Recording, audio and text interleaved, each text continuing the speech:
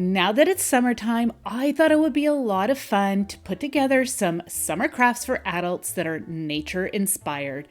These will get you outdoors, into nature, and collect some fun finds and incorporate them into your crafts. For this project, you're going to need some air-dried clay. I'm using the Crayola brand, but use whichever brand you like. I've heard some mixed reviews about this product, so we shall see how it goes. I grabbed some dowels, but I don't end up using it. I got a craft mat and a flat board because my surface is very lumpy and bumpy. It's like old barn wood, so I'm also using a piece of some plastic wrap, a bowl, and a rolling pin. I'm going to just take a piece of my air dry clay here, and I'd found it did have a little odor to it, but it did end up dissipating. I'm going to just cover that up and set it aside for now. I'm going to just soften this up and make it more pliable and workable.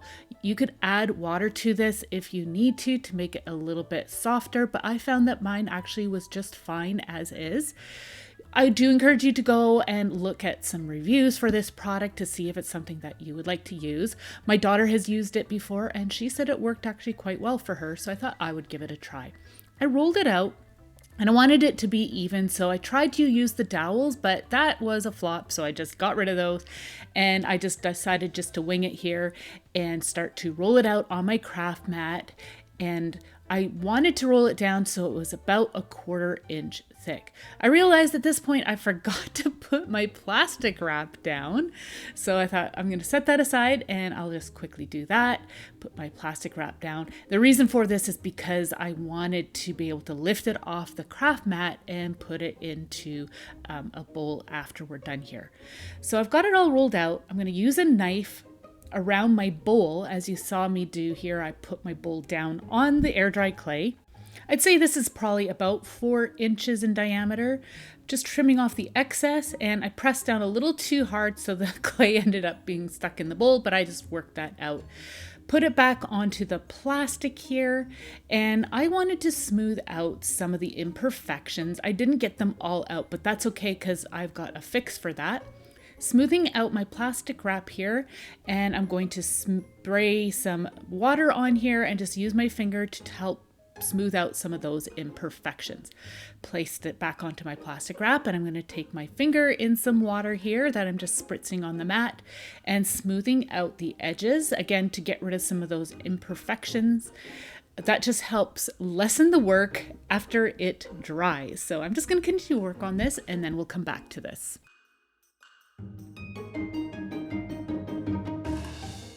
So once you are happy with that, you're going to place this into your bowl, and then you're going to just slowly lift the plastic and gently press this down. We're just going to create a little trinket dish here out of this air dry clay, so we needed to create that shape. I didn't want to press down too hard because I didn't want to get rid of our nice round shape, but I did need to press it down a little bit to just create our dish. So I'd set it aside and allowed it to dry. I covered up the remainder of my air dry clay with plastic and put the lid on it and set it aside for a later date. I can't wait to use it again. So you're going to set your bowl aside and allow it to dry upwards of 3 days. I went outside and gathered up some flowers and some leaves. Feel free to go for a nature walk and collect whatever you would like. We are going to be pressing all of these flowers and leaves. For this technique, you need some copy paper, paper towel, and a heavy flat dish. We are actually going to be microwaving these flowers and leaves. I'm trying a selection of corydalis, some lady's mantle leaves and flowers, some violets. I also got some ivy. Here are the lady's mantle leaves. I tried some daisies, some ferns. I even gathered up some lavender. Again, just tried different things. You want to experiment. I've never done this before, so I'm not sure how this is all going to turn out. So let's have some fun with it. I'm gonna fold one copy paper in half, and then you can see my paper towel already folds in half, so that works perfectly. I'm going to use 2 sheets here of my paper towel. Well, actually, I guess 4 sheets when you look at it, but I'm going to fold it in half and create a little pamphlet. And then I'm going to unfold it and start to layer in some of my greenery and flowers. I'm going to start off with my ivy here and pressing it down just to flatten it out a bit. Remove any of the stems and excess that you do not want flattened with your flowers or leaves. I decided to trim off the stems of the violets. I just felt it made it easier to lay this down and press it into the paper and paper towel. So I'm going to put that in there, fold it all up, and you will be placing this dish on top. So you can see I'm just opening up my microwave and placing the paper towel and such inside with the dish. And then you want to set it accordingly. I always started off with 1.5 minutes and then adjusted it as I went along, did more time. You do want to be careful here. The dish will be hot, just to warn you. So surprisingly, the violet still needed some time, but the ivy, it was dry in 1.5 minutes. Some of the bigger and thicker pieces did need a bit more time, but that's where you just need to play around and experiment. As I said, I've never done this before, but I was quite impressed. So I'm just going to continue on with my time because my pansies did need a bit more time in one of the ivy leaves. I'm just going to test it out again and then see how everything turned out. And that actually worked really well. And I was amazed at how well the color stayed in place as well. So as I was looking at these more closely, I discovered that the pattern from the paper towel imprinted onto my flowers and my leaves. So if you can find some paper towel that doesn't have too much of a pattern, that would definitely work better. So I tried some daisies and lavender. The time is set here, and they dried really well. They did take longer because they had more moisture content in them. I decided to add more copy paper and some more paper towel to help absorb more of that moisture that was in the flowers. And I discovered too how much aroma was given off from the lavender too. It's actually really, really nice. So some were saying when I checked into this and was researching it that white flowers don't dry very well this way, but the daisies actually dried really, really well. Now the lady's mantle was a complete fail. Unless you're okay with this color for fall, maybe you could use it, but I didn't really like it. The fern leaves did really, really well. I was really happy with that. And they naturally press really well too. The Corydalis did really well. The leaves flattened out beautifully. So here's all our leaves and flowers pressed. I'm going to set them aside for now as we are going to be now getting a piece of watercolor prepped. So this is watercolor paper. I wanted to create a wash look on the background of this watercolor paper. I needed to prep the surface of the paper by coating it with some water. That helps to open up the pores of the paper so the color gets soaked into the paper really nicely and creates a really beautiful wash look. I'm just going to play around and mix with my colors. I'm mixing up some different greens and then some yellows. I just wanted to create a beautiful earthy background here, but I also wanted to retain that bright, vibrant look that summer has. So I just, played around with the colors. I am not a professional watercolor artist by no means. This was just something fun for me to do, play around. It's been a technique that I've been wanting to try for a while. So if there's any of you who do watercolor and you're cringing right now by my techniques, I am sorry, but I was just having fun. I love this. So I added color for the first layer and it wasn't bright enough for me. So I'm like, I'm going back in with more color. I sprayed it lightly and I went in and added some more saturated green here. And again, I just played around. I blotched the paint all over and then started to move it around on the paper, adding more of my paint water because you can see how green that paint water is. Added some more yellow, spritzed the paper some more, and just tilted my paper back and forth to move all that color to create that washed look. I did spread the paint out more with my paint brushes here, but you can see how pretty it is. If you find it pools, any of the color pools up, you can take a rag and soak it up, but you can see how well that turned out. I allowed it to dry well. You can spritz some water on the back to flatten it out a bit if you need to, but I didn't bother because I'm going to be gluing my paper down. I've got this beautiful thrifted brass frame. I thought it would be really fun to create a unique art piece using this and the watercolor paper. I was deciding which section I wanted to cut out. I went with this one. I'm using the cardboard backing to cut out so I have the exact size that I need to fit inside my frame. I'm just going to use my paper cutter here to trim it out so I got a really nice straight edge, but feel free to use scissors if you'd like. So I'm going to put my paper into place just to make sure that it fits, and it does. And look how fun that is. Isn't it so pretty? I wanted to put my watercolor paper on the cardboard backing. That way here it is really nice and stable. I'm just using some tacky glue and I'm spreading it out using a plastic card, or use whatever you'd like. Gonna press the paper into place, and then I always like to flip it upside down and add some weight on it to allow the glue to set, and that will prevent anything from lifting apart. The glue is all set, so we can put the watercolor and cardboard into place. You want to press it in. You can see how pretty that looks. I'm also going to add my backing with the little stand. And now for the fun part, where we got those beautiful daisies that we had pressed in the microwave. I just added a bone folder underneath just for some stability. And now I'm going to use some hot glue, and I'm going to put the flowers into place onto the watercolor. You can see how beautiful this is. I thought it was so much fun and such a unique piece. Just keep in mind, we won't be putting glass into place, so it will remain delicate and fragile. But look how pretty it was, and it's so fun to make for the summer.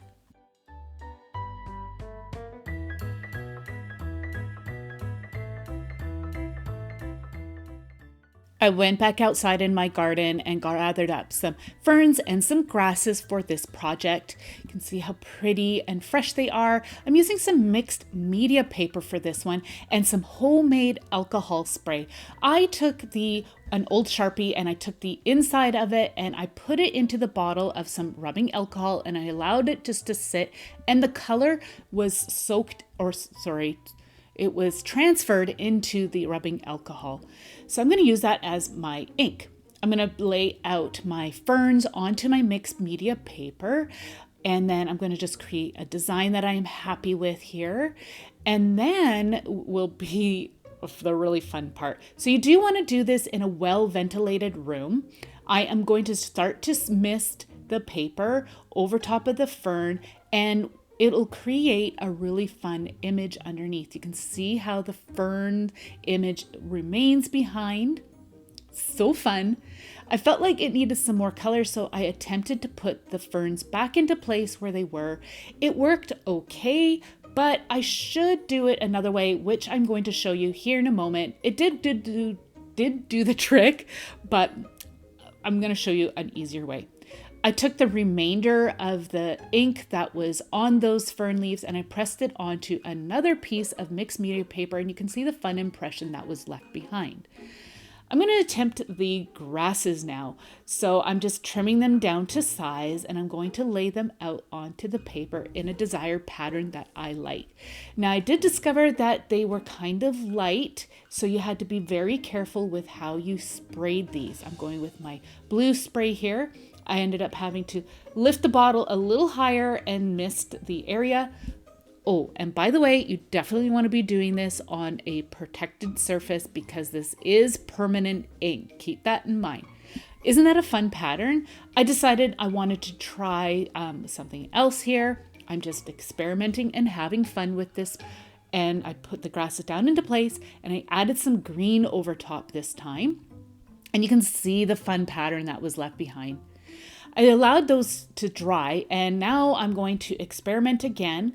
This time around, I'm going to mist the ferns, let the ink set for a bit, and then I'm going to go back over it again. I did not lift any of the ferns out of place. I left them in place while the ink was drying. And then I'm going over it one last time, just in a few spots, just to create some variation. And I have to say, it actually worked really well. Some of the ink did get up underneath because I wasn't being careful enough. So just keep that in mind. I'm adding the ink onto another piece off of the ferns, just stamping it into place and creating a fun pattern. Now let's use those papers. I'm using the one that we had for the grass, and I'm using the lavender that we pressed in the microwave. I'm going to just create a fun, beautiful pattern. I thought it would be really neat with that grassy pattern in the background of our paper. So another tip too, to clean your work surface, you'll just need some more rubbing alcohol and a rag to clean up that permanent ink that was left behind. All right, so once you've got the lavender in place, I didn't realize that my paper wasn't to size. I thought it was gonna fit. So I ended up having to take my lavender off, and then I traced around my glass to create the right size that I need for my paper insert here. So I'm just gonna trim it down to size using my paper cutter, and now it will fit. I just tested it out. If you find that it doesn't fit, then you just need to take your scissors and just trim off any excess as needed. I actually didn't quite have it just right, so I just trimmed some of that off. Okay, so now I'm going to be putting the lavender back into place. You can see the pattern I'm just making here, and you can glue everything down, but I decided not to, just in case I wanted to take this apart at a later date and create something else. So I put the glass in place now and layered everything up. I am putting the glass and whatnot into the frame face up, and then I flipped it over and put the little brackets into place, and there we go. We've got a beautiful summer art piece again. This would make a beautiful gift and such a unique piece.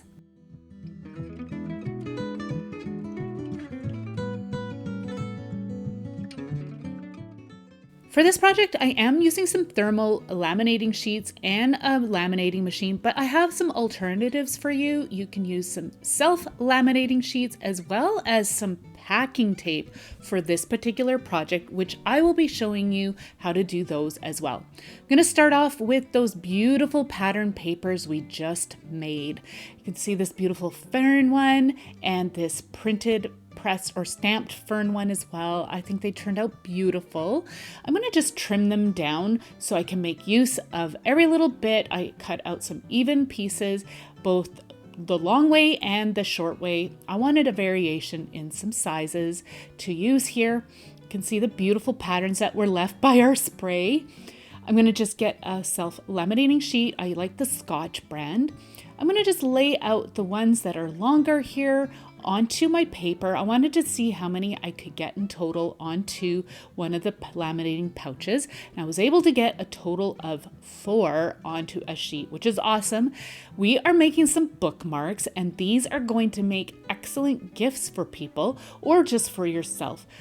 I added some ferns, and now I'm going to be using some word stickers. These are the Tim Holtz word stickers. Of course, just go through the sheets and find whichever words that you like. I like to cut them down to size and then place them on top of the paper here, as you see me doing right here. I'm going to stick those into place, and I'm just going to leave one of them blank. So you can put it into the machine as is. I'm just kind of spreading them out to make sure they're all evenly spaced. But I find it easier to add a little bit of double-sided tape underneath each of the bookmark as well as the ferns.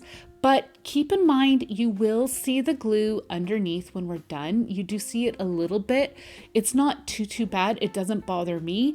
I was making these for myself and my daughters, and they were okay with that. But if you don't want that look, then just be very, very careful when you're putting these through the machine.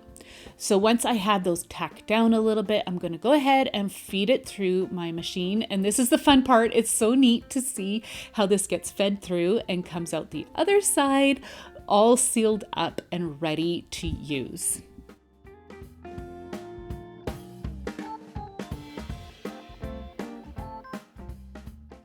So I'm going to set those aside for now. I'm going to show you how to use these self-laminating sheets. I picked this one up from Dollar Tree, and I was able to get 2 of the shorter versions onto one sheet.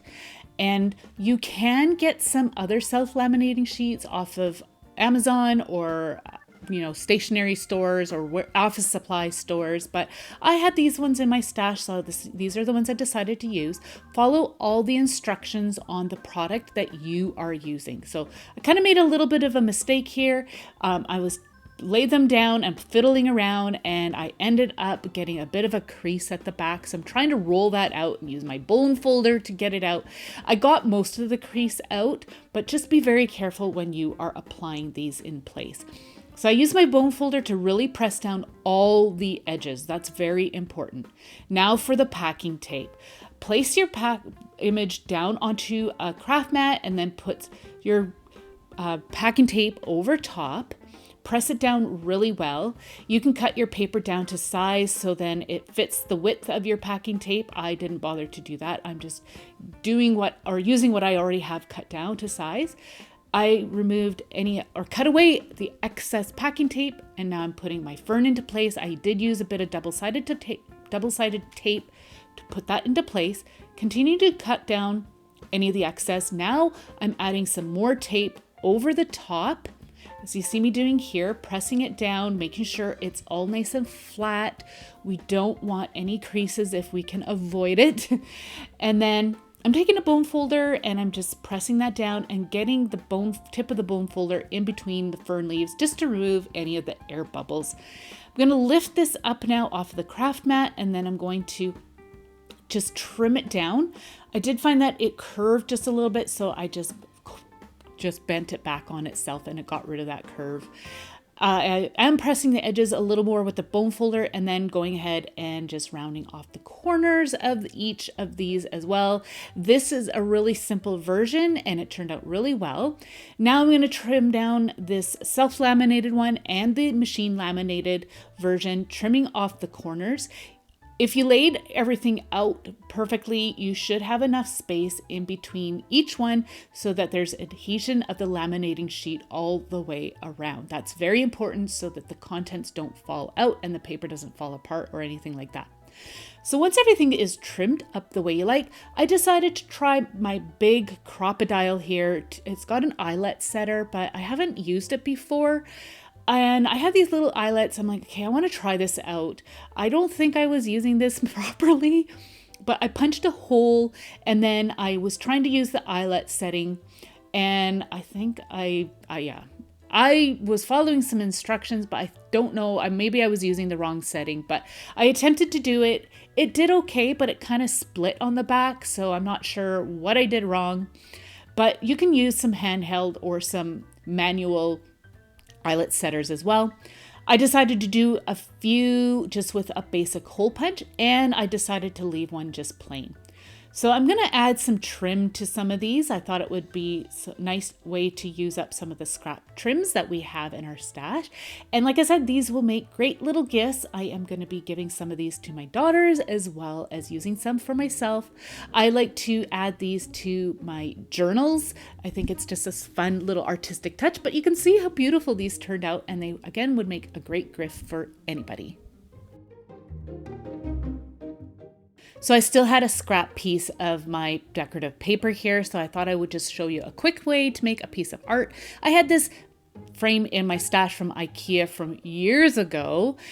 Their frames are so inexpensive and a great way to just create a quick little piece of art. So I'm just taking the glass and trimming it down to size. I used the glass as my template and just marked out where I need to make my cuts.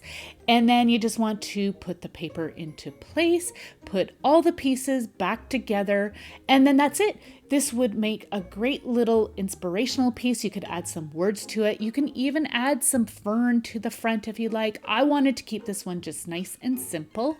And then that way here I can change it up. You could add just a small little image on the inside and use that paper as just a beautiful background. Turned out so nice and was so easy to put together.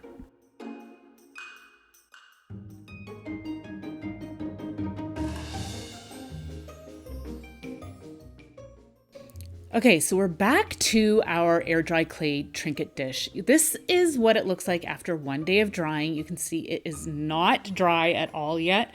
It has set up though. I needed to allow this to dry further. On the packaging, it did say that it could take 3 days. So this was after 2 days here. It's still not ready, but I removed it from the plastic and occasionally I put it on a vent to allow it to dry faster, and it worked. It is looking great now. So you can see that there were some imperfections on it. So I'm using some very fine grit sandpaper, and I'm going to just tear off a piece, and I'm going to just sand down any of those imperfections. This worked really, really well.